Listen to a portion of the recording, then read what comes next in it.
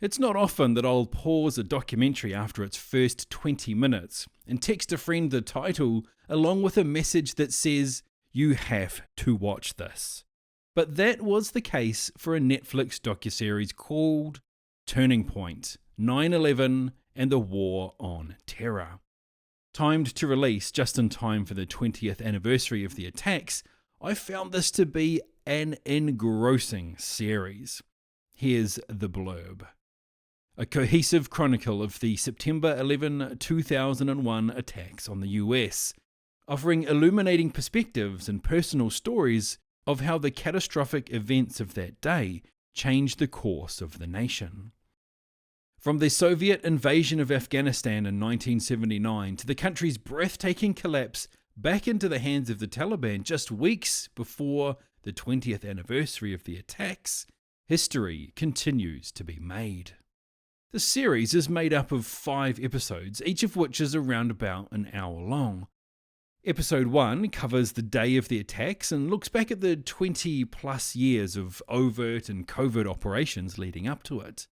In episode 2, we hear from survivors from the Pentagon and the World Trade Center, and the actions of President Bush in the aftermath are examined.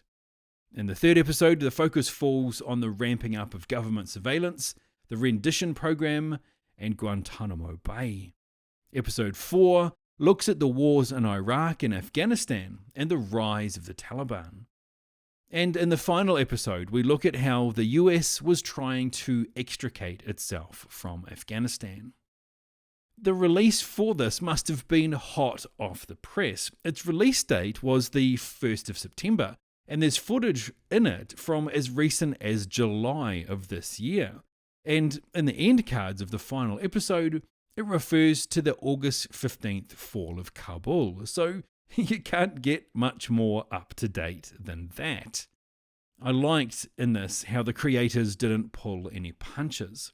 For example, they almost directly say that the US was responsible for backing many of the small insurgent groups that would eventually expand and grow to become worldwide threats.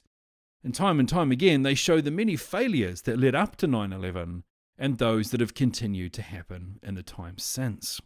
There's a good mix of archival footage, talking heads with a range of expertise, and a good timeline that pops up now and again to keep you abreast of where you are.